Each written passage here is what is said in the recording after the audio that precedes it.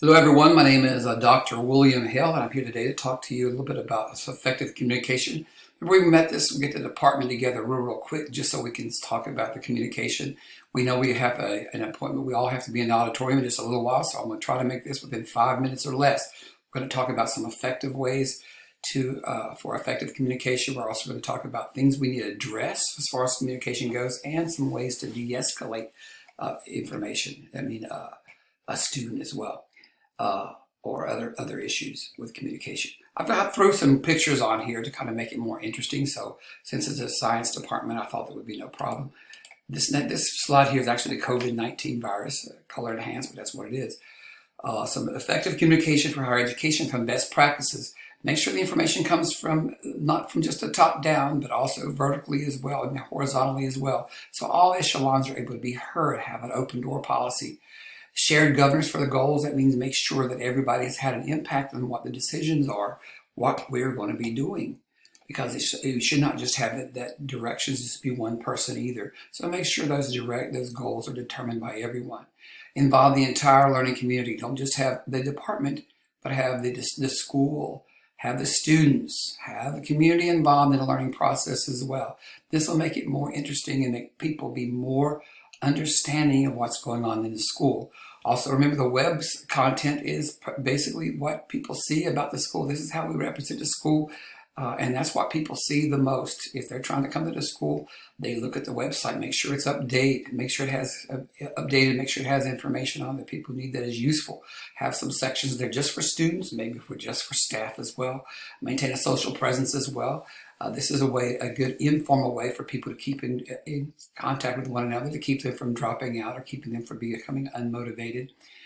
And also we have to have some way that we can pass out information. So we need to have an established emergency way we can actually communicate information that we have. Okay, then next we'll go ahead and talk about, these are actually the discoverer of the electron, the proton, and the neutron. The diversity of the learners. We have to realize that our learners could have different ages in college, different religions, different backgrounds, different ethnicity, and so forth, and different maturity levels. So we have to deal with them in that way. Also, we have to talk with them in specific ways that we don't talk over them. A lot of college professors have a problem with that as far as not understanding. You have to be able to just address the students the way the students need to be addressed so they can understand. If you talk over their heads, they're not going to understand it. If you talk below them, they're going to disregard it, thinking it's not important. Also, you have the method of delivery. Are you going to text them this? Or are you going to have them send in emails? Or how are you going to do that? You need to have it well spelled out how you're going to communicate with those students. If not, then they may not get some important information that you need. Faculty confidence is another issue. Make sure that the faculty all feel comfortable with addressing different things. Some new professors come into a department and they feel like they don't have that much to offer or they know very little. Make sure that everyone realizes you have something to offer this department. Even the older professors, sometimes they get stuck in their own little box and they need to hear some fresh information, a fresh face, if you will. And the last thing, make sure we teach people how to think, not what to think. And that is a big issue right now. Some colleges are being accused of that, and rightly so. Now, next thing, this next little slide, I use that for my static electricity class. I think a cute little kid with, you see static electricity all over the place there. 3 ways to de-escalate. Make sure you use the Christian worldview. You try to use empathy and compassion. You try to understand that child is being stressed for some reason. Make sure you understand that you're trying to help them. Listen to them. If you have to take little notes, go ahead, but don't try and think about how am I going to address this. Write down all the issues at first, or think about the issues.